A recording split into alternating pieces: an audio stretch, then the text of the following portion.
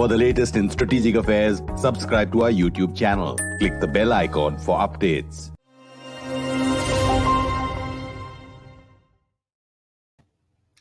You're on StratNewsGlobal. It's Monday and it's time for our weekly feature, Books Corner.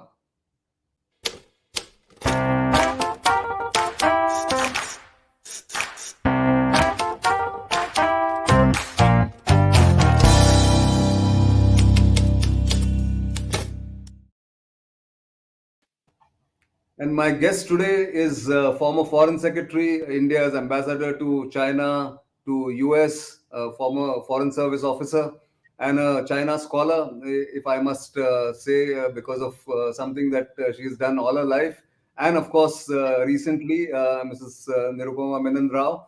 Welcome to this program. And you're here because you've written this wonderful, big, well researched, and I must say, full of facts and anecdotes book meant for younger generation. Welcome to this program. Thank you, Nitin. Wonderful to be back on the show. Thank you. Thank you. Thank you. So I wanted to ask you, how long did it take you to write this book, and how and why did you decide to write this book? Yes, that's a very valid question. It took me a good 4 years to write it. I started in 2017. But I'd done the research for it a couple of years before that. But that was an ongoing, like a work in progress, because you kept adding. You wanted more information, you wanted more data. So I kept doing the research, but I began writing it in 2017.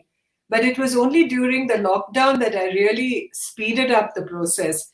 Because for one, you are perforce, not able to move out of your house or your location.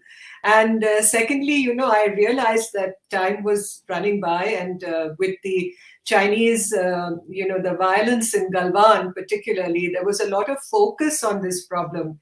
And I felt that since I had dealt with it professionally for a long and a good part of my career, I thought the time had come for me to be able to share a little of that knowledge with a younger generation of Indians who I believe are interested and are thirsty for knowledge on the subject. And I tried to write a book which was full of anecdotes and in a style that would appeal to the lay person also. Of course, the best judge is the reader, not the author, but that was my intention. And I think you've succeeded in that intention, because having read this book over the weekend, the Diwali weekend, and got absorbed into it, for someone like me who's been interested in the subject of India-China relations, border, having lived in the Northeast for a long time, I always knew the fragments of information. So most of the information was not new to me, for instance.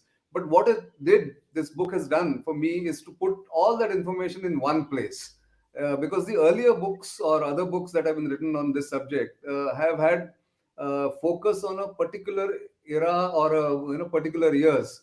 You also done it between 1949 and 1962. In fact, it's called the Fractured Himalaya, India, Tibet, China, 1949 to 1962. But we needed to have this in one place. I think that is the strongest point of this book. And why, again, the question is, why did you think of only this period and not anything further after that?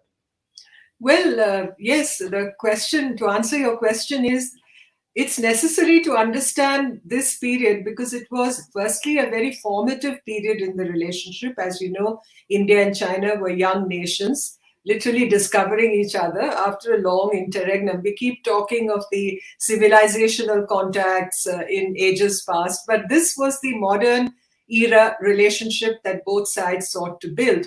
And why I call this a formative period in the relationship is because everything that you see happening between India and China today, all the differences between our two nations, all the complex issues that divide us, in many senses had their gestation during the 1949 to 62 period. None of those problems have really gone away, and they were those problems that were formed during that period continue to bedevil the relationship to this day. Oh, indeed. In fact, the roots of the current problem can be seen in those years, and which you've very well brought out. In fact, if anybody who is studying the India-China problem can actually see the reflection of today's developments or the last few years' development in those years, especially the period between 1959 and 1962. But the question again here is that was the Indian establishment in the formative years, as you said, uh, naive in a way compared to the Chinese leadership, because in your book and elsewhere it comes out that the Chinese were hard boiled. Premier Zhou Enlai or Mao himself, they were very clear what they wanted out of that demarcation of the boundary, or not having a demarcated boundary. Whereas Indian establishment, in retrospect, of course, looks to be a little idealistic, if I make use that word. What would be your take after having written this book? Well, as far as both countries were concerned, Nitin, this was a period when I believe neither side really knew the intricacies of the problems involved. You know, today we have the benefit of hindsight, so we can say this should have been done this way, that could have been done differently. And we always attribute infallibility to the Chinese side and all the fallibility to the Indian side. I think the truth lies somewhere in between. Even the Chinese leadership, yes, it's true, Mao Zedong and Zhou Enlai, they were all leaders forged on the anvil of a violent revolution, very different from the freedom struggle and the liberation, the freedom struggle, the independence struggle that India had, and all the leadership that came out of our independence struggle. That is true. There was a difference between the makeup of the leadership on both sides, the personalities involved. You can say, you can attribute a lot of tenacity, a lot of cunning, a lot of stealth to the Chinese. And on the Indian side, you say we were idealistic, we had dreams about this relationship, we thought of India and China creating a third force in world politics, away from the politics of the Cold War. The Chinese also tended to play along with us to some extent. Yes, you can say they were biding for time. They had entered Tibet, they had walked into Tibet literally and taken it over, but they needed time to consolidate their presence there. Do you know, as you know from my book, you know that they were dependent on India for supplies coming into Tibet, because the road and the communication network between mainland China and the so-called strategic peripheries, which are Xinjiang and Tibet, had not been developed at that time. So, you know, the rice, the supplies for the PLA in Tibet was going through Nathula at that time. That was, you know, it was coming to Calcutta and then being ferried across land to the Sikkim-Tibet border and being sent into Tibet. So the Chinese also needed us at that time, and they waited not to raise, they did not raise many of these problems with us. A, because they needed time, and B, they also did not know very much about these issues, really speaking. They didn't know it backwards as they perhaps know it today. In our case also, I know we had inherited some rights and privileges from the British as far as Tibet was concerned. Yes, we had our military escorts, we had our post and telegraph offices, we had our trade agencies there, we had the political office in Lhasa. We gave all that up because Nehru had this feeling that we should not be saddled with an imperialist legacy when it came to Tibet. And that, you know, we should keep the connection alive, but be able to forego all these privileges. That's true. No, so both your fair points from you. One, of course, that even you bring it out in the book, that the Chinese did not know the intricacies of the frontier and the border. For instance, they did not know what where Tawang was or what was Tawang's importance. I think perhaps the Kuomintang, the KMT knew it better, because most of the diplomacy was done by them, and they had taken away all the archival material, perhaps to Taiwan. So that way they were also hampered.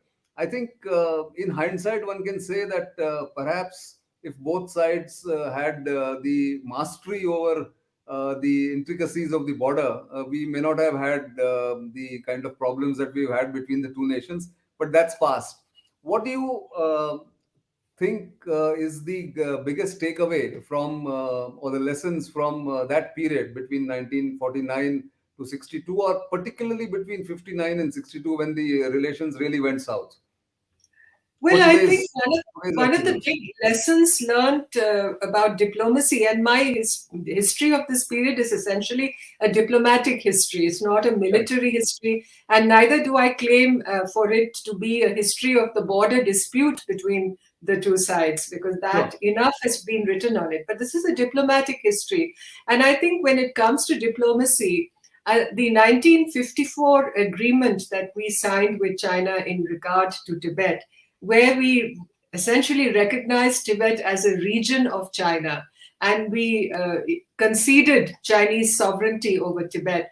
I think that was where one of the big fault lines lie in the relationship, because we, while conceding the status of Tibet as far as China was concerned, we did not seek validation of the frontier between the two countries, particularly the northeastern frontier, that which relates to the McMahon Line, because the Simla Convention, the Simla Accord between the two, China and British India, which British India invited Tibet and China to that conference, that Simla Convention and the Indo-Tibetan agreement that had been signed between Tibet and British India essentially spelt out not only our rights and privileges in Tibet, but also the important connection here was also it spelt out what the boundary in the northeastern sector of the India-China frontier should be. So the Indo-Tibetan frontier and the rights and privileges that India enjoyed in Tibet, they were two connected issues. We conceded on one front, but we essentially sort of glossed over this aspect of the relations between India and Tibet, which was the question of the frontier, the McMahon Line, which had been drawn on a map in 1914. Right, exactly. In fact, there also, personalities play a major part in how nations progress or how the destiny of nations is shaped. While China had, as I mentioned, Premier Chao En-lai as well as Mao Zedong, India had Jawaharlal Nehru, who was, of course, the undisputed leader. But of course, he had his blind spots. And one of the things that comes out of your book is also K.M. Panikar's appointment, or him continuing as ambassador to China, and his influence over Nehru. Perhaps if Nehru wasn't so, shall I say, blinded by his personality, and as Mr. Natwar Singh has written in one of his reviews of his review of your book, maybe history would have been different. I mean, personalities do matter, isn't it? Either way.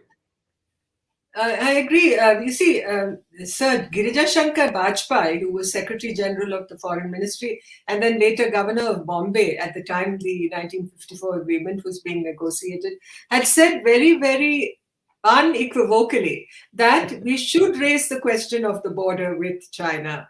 If they were to raise a problem about that, so be it. We would be able to understand the lay of the land. We would be able to understand where the problems arose. But Mr. Panikar, Sardar Panikar felt, that he knew the Chinese well enough, and the fact that they had said, they wanted just to sort out the questions relating to India's rights and privileges in Tibet and had not at all referred to the frontier would imply that this issue would not really cause any problem between the two countries. So it was best not to raise it. And that's the first lesson that any good diplomat must understand, that when it comes to negotiating, when it comes to raising issues with the other side, there's no point in sweeping these issues under the carpet. It's better to face the issue and understand what the other side thinks about it, and then craft your strategy accordingly. And that is the lesson, I think, to be learned from that period.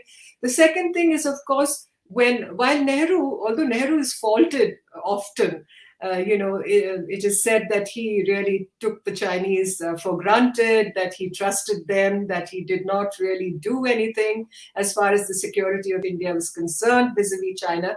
But I don't believe we can ignore the fact that Nehru did take steps to extend Indian administration right up to the frontier in the northeast with China.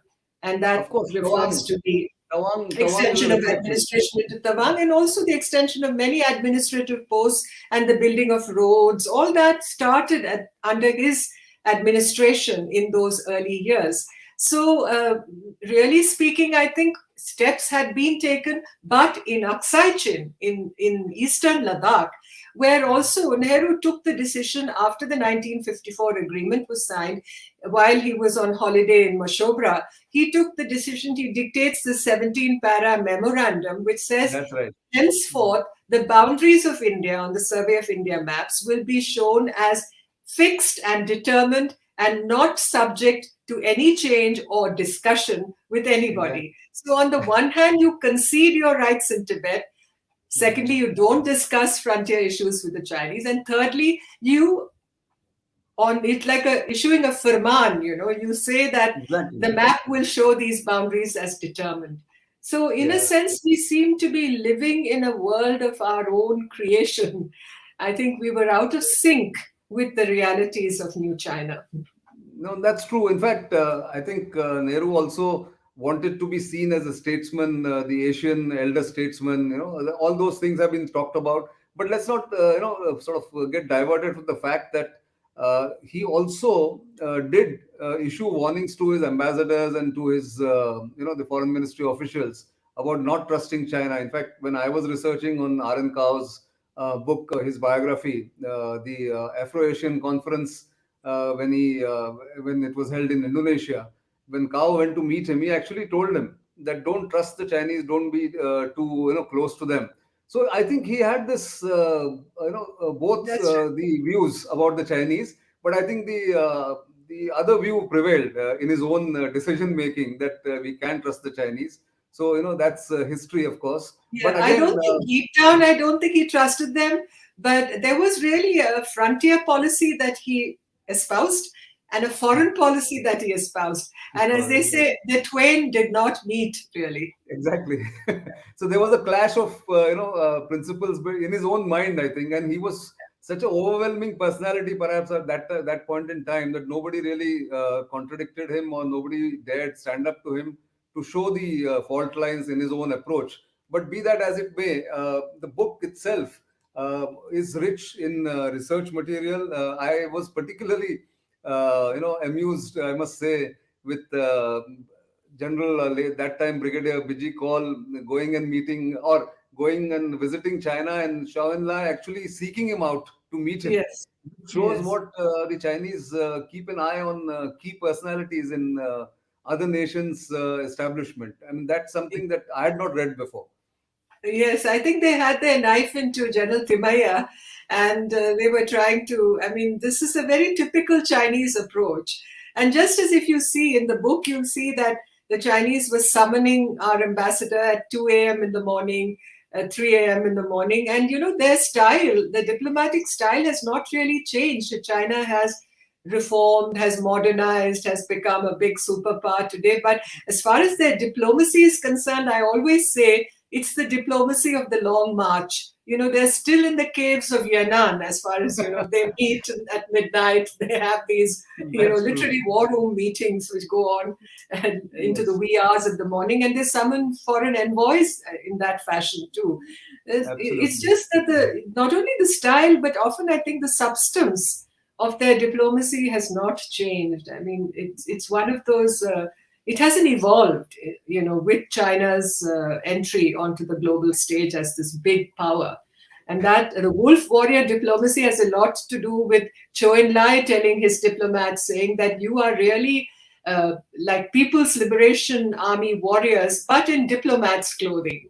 That's right. So The first yeah, meeting that he had with the diplomats when they were going yes, out to the world. Yeah, exactly. that's right. But so the final question here, ma'am, is the Indian diplomacy is of course evolved over the years. It is now at the forefront of putting the India story out there.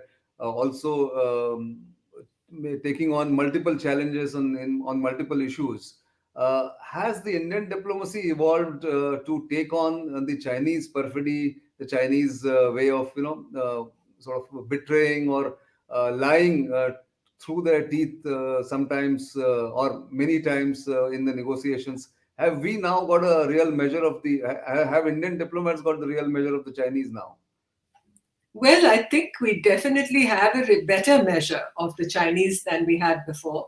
And why do I say that? I think it's just the accumulation of knowledge that we have acquired about the other side, about, as you said, their so called perfidy, their ways of doing business, their style of diplomacy, their leadership, the nature of their leadership. And we have a whole body of diplomats within the Foreign Service who are China experts who've studied China from every angle, not just the India China relationship, not just the bilateral exchanges between the two sides, but China's place in the world, Chinese society, Chinese domestic politics, the politics of the Chinese Communist Party. So we really have a very rich body of knowledge about China today. And we have learned, I believe, from the experiences of the past. The fact, however, is as the relationship has evolved and as the problems between the two sides have continued to fester, solving those problems has got more complicated. My own view is that in the early years of the relationship, in those early years that I've written about, there was still scope to settle these problems. The battle lines had not been drawn, the fault lines were not so deep and so divisive, and there was scope. We were young nations, right at the commencement of our national histories, our current histories, as it were, and we could have settled many of these problems. I feel even up to the early 80s, 1980s, there was scope. But from the mid 1980s onwards, I think positions really on the Chinese side hardened.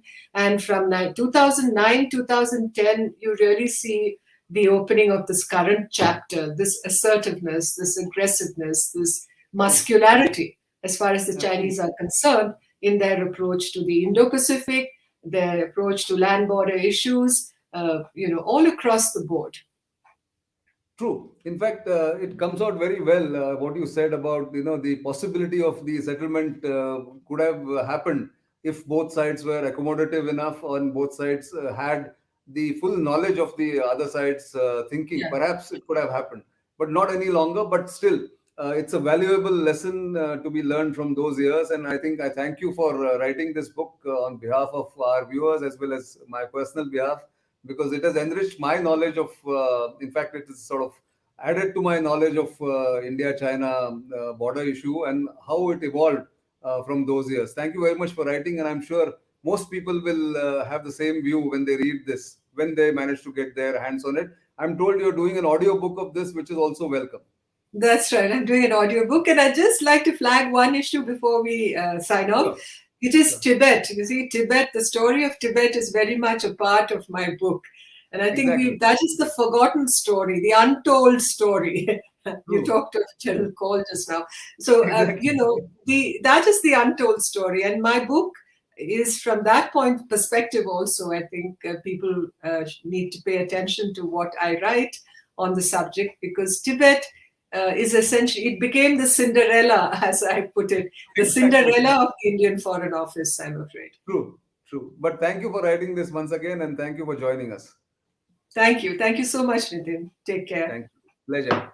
So, viewers, you know that every week we bring you the author of an interesting book. This week we had Ambassador Nirupama Rao on her latest book, her book on the Fractured Himalaya, which is India, Tibet and China in the years 1949-1962. Do go and grab the copy, or then wait for her audiobook to come out. But do keep watching StratNewsGlobal. We will bring you every week interesting authors and their books.